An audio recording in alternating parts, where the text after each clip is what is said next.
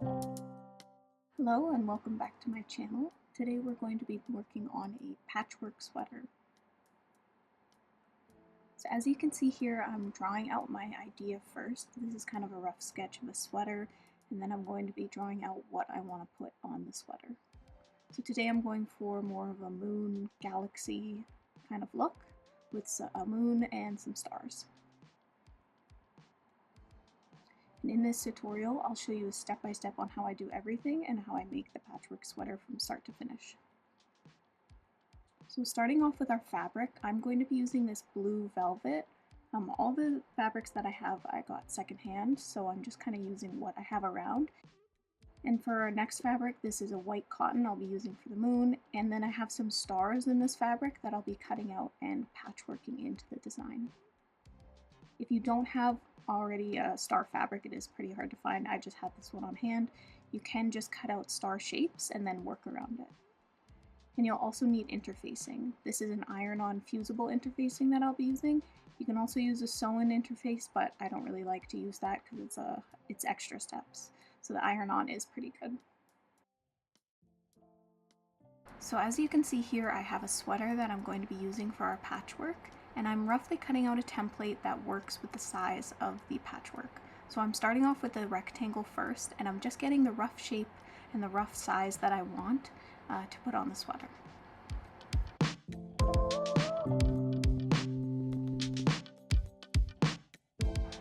And now that I have the shape of the rectangle that I want, I'm going to be making the shape of the moon.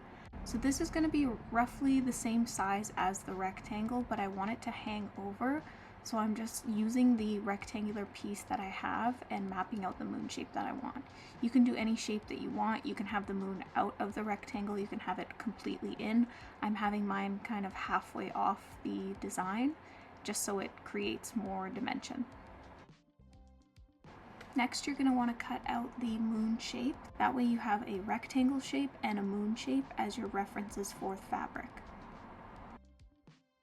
Now when you're cutting out your fabric, you don't have to be exact. You can see here I'm kind of just going around the rectangle. This is because I'm going to be adding interfacing first and then cutting the exact measurements that I need.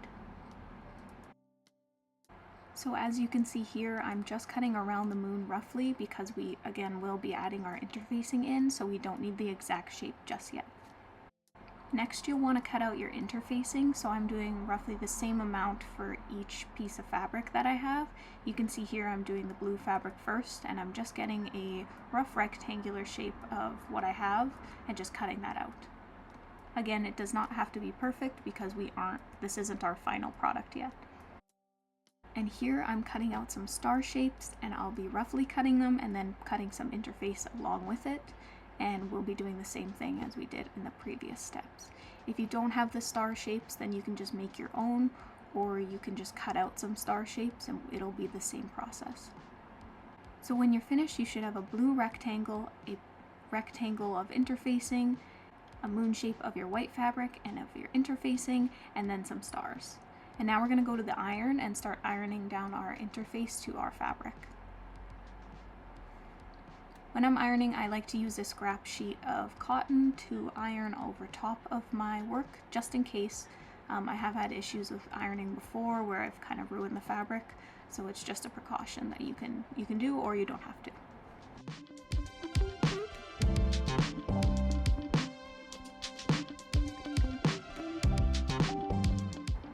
So now we should have all our pieces ironed together, so we should in total have our rectangle, our moon shape, and then our stars. And now it's time to precisely cut them to the exact shape that we want them to be.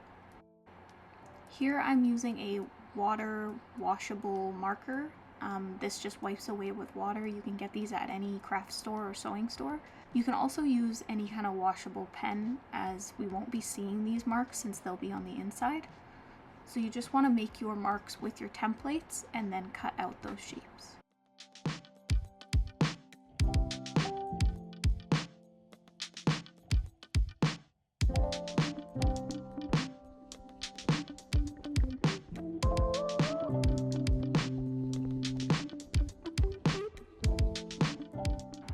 So now we have our exact rectangle of the blue fabric and our moon of the white fabric all finished, And now we're going to go ahead and cut the stars out, and then we will be set to go onto our sewing machine.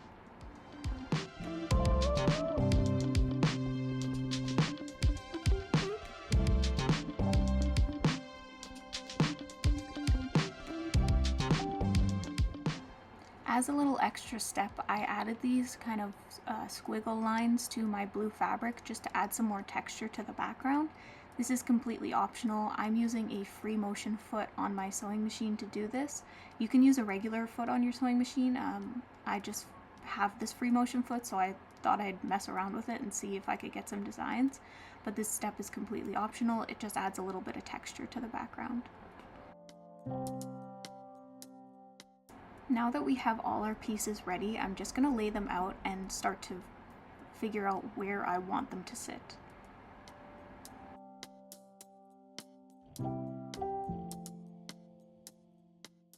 And once you find a design and a layout that you like, I'm using some water-based glue to glue down the spots so that way it's easier for me to sew and I don't have to use pins because I don't really like using pins. So I just use a little bit of this glue and it holds great and it washes away in the wash after. Even though this glue does say it's permanent, I find it's not permanent at all, but it's great for fabric.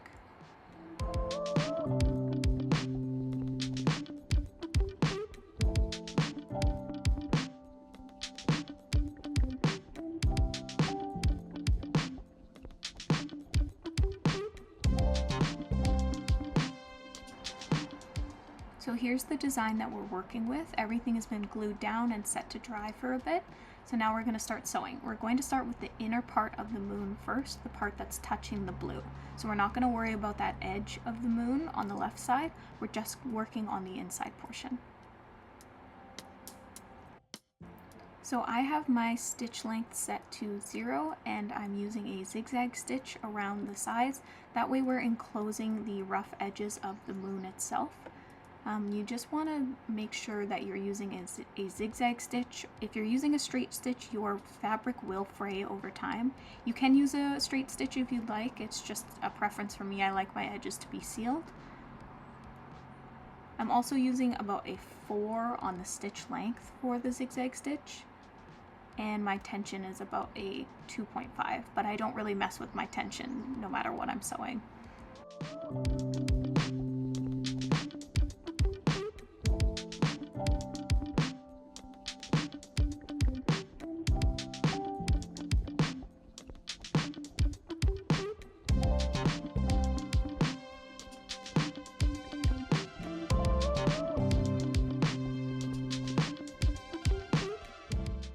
So as you can see, we are finished the inside section of the moon. Now we're going to go on to the stars. For the stars, you're going to want to do the same thing, a zigzag stitch on the same settings all the way around each individual star. I just changed my thread color. You can keep it white as well. It's also depending on what material that you're using. Will kind of determine what color you want to use, but I'm just using a light blue around each star. When you are sewing the stars, because they are smaller pieces, I find it's better to go slower, just so that way you don't mess up and you can get really crisp edges. As you can see here, I am lifting my foot up again and again just to get each corner perfectly. It takes a little bit of time for each star, but if you work slowly, you do get a better result. So now that all my stars are done, we're going to be working on the outside of the fabric, including the outside portion of the moon. So you're going to want 2 different colors of thread for that as well, a white and a blue. So now that we have it complete, except the outside edge, we're going to be putting it back on our sweater to see where exactly we want it to be placed. You want to make sure there's equal distance between the side seam and the outer portion of your patchwork. Once you have it exactly where you want it to be and each side is equal or however you wanted it to be lined up, I just added a little bit of glue to the sides. That way I don't have to add pins. I'm not really a fan of adding pins in patchwork, especially if you have a washable glue or a glue stick. It'll work perfectly for setting up exactly where you want your project to be. Once the piece is dry, you're going to put it onto your sewing machine. Make sure you're not sewing on both sides of the fabric, just one side, so we're sewing on the front side of the sweater.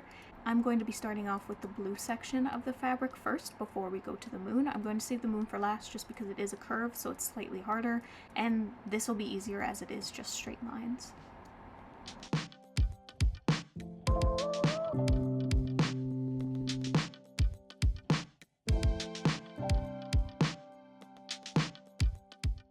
Again, just like before, I'm doing a zigzag stitch with the same settings down each side.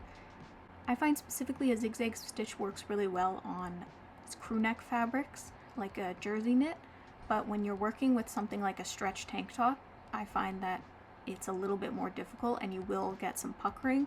So just be aware that when you're working with certain fabrics, to test what stitches work better. When I'm working with tank tops and more of a stretch fabric, I do use a straight stitch instead.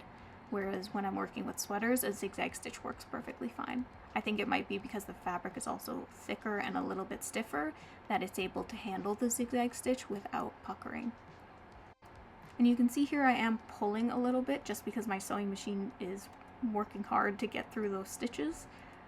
You don't want to pull too much just in case because it will pucker a little bit. I did have a little issue with the top of this stitch where it did kind of fold a little bit and I had to redo the top. So you just want to make sure when you're sewing that you're just guiding it instead of like completely pulling it, or else you will get that puckering.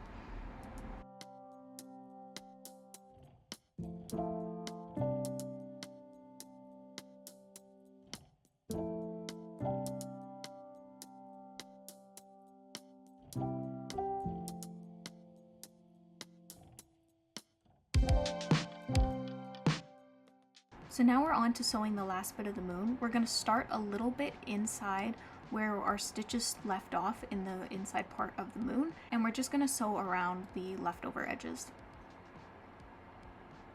Again, just with the zigzag stitch, working slow and curving around the moon until we get to our stitches from the inside portion that we did.